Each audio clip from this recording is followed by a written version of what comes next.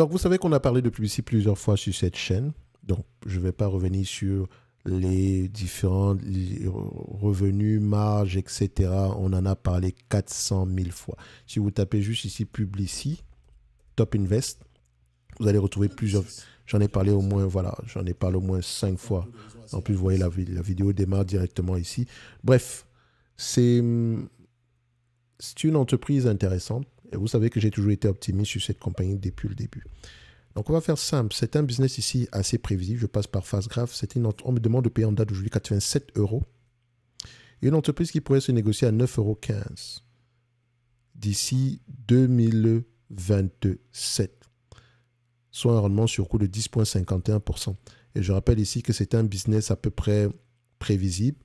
Et si on compare avec les free cash flow, on a quelque chose voilà, d'assez similaire.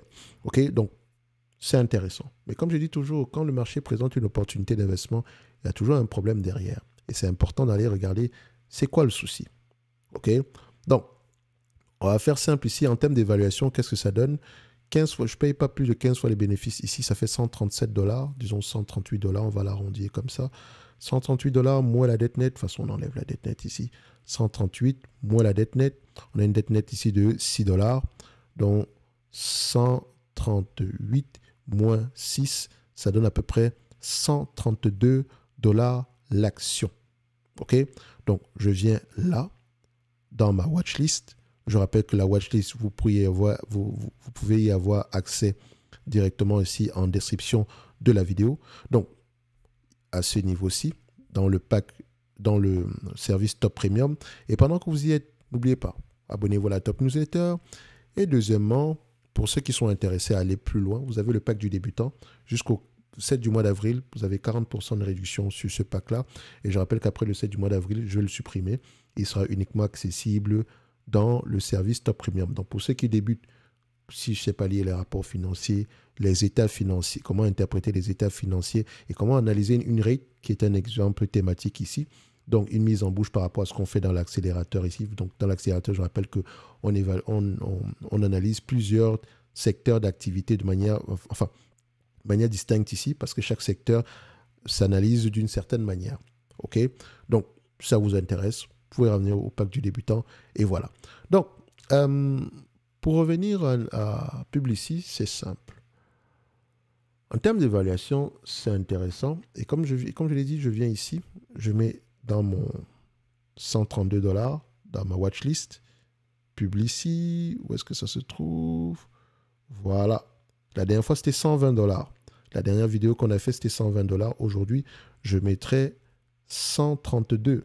Donc, je prends ça, je clique 1, 2, 3 et 2. Parfait. Et je viens ici, je mets set as today, je valide. Voilà. Donc, si vous avez accès à la watchlist, vous saurez que ce Publicis est sous-évalué de 50%. Maintenant, d'aucuns vous voudrez savoir, oui Thierry, mais en termes de dividendes, est-ce que c'est safe? Faites vous-même l'addition. On me paye 4% aujourd'hui. Pourtant, on pourrait payer 8,59% si on me distribue la totalité des bénéfices nets en dividendes.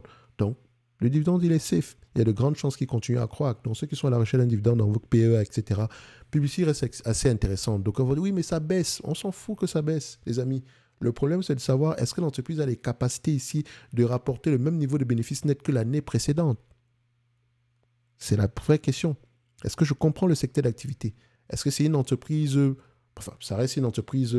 Elle paraît être en croissance, mais ça reste un business assez mature de manière générale. Donc, est-ce que dans 10 ans, on aura encore du Publicis? C'est la question qu'on doit se poser. Et s'il y a des doutes par rapport à X ou Y, je passe à autre chose. D'accord?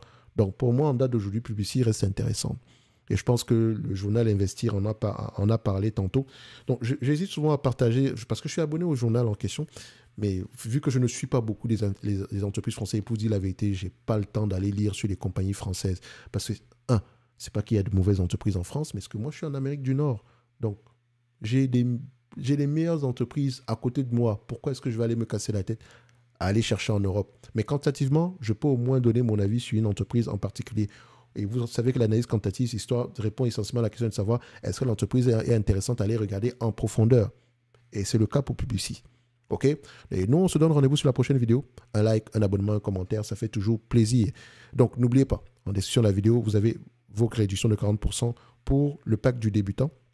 D'accord? Et pendant que vous serez sur cette page-là, vous avez la top newsletter, ou bien ceux qui veulent aller plus loin, vous avez également ici le service Top Premium qui inclut déjà le pack du débutant plus d'autres éléments. Et nous, on se donne rendez-vous sur les prochaines vidéos. Un like, un abonnement, un commentaire, ça fait toujours plaisir. Laissez-moi savoir si vous êtes actionnaire ici de Publicis, surtout depuis à peu près, on va se dire, depuis 2022 ou 2023. Laissez-moi savoir en commentaire. Surtout ceux qui sont en plein doute. On aimerait savoir pourquoi vous doutez pourquoi vous doutez de Publicis. Parce que je sais pertinemment qu'il y a des gens parmi vous qui ont acheté du Publicis aux alentours de $100 par là et qui sont en train de douter en date d'aujourd'hui. C'est la question que je me pose. Comment vous vous sentez? Qu'est-ce qui vous permet de tenir? Est-ce que vous pensez comprendre l'entreprise? Est-ce que vous pensez avoir fait une erreur, etc. Bref, sortez-moi les éléments négatifs ou bien vous êtes toujours assez confiant. Voilà. Merci, au revoir.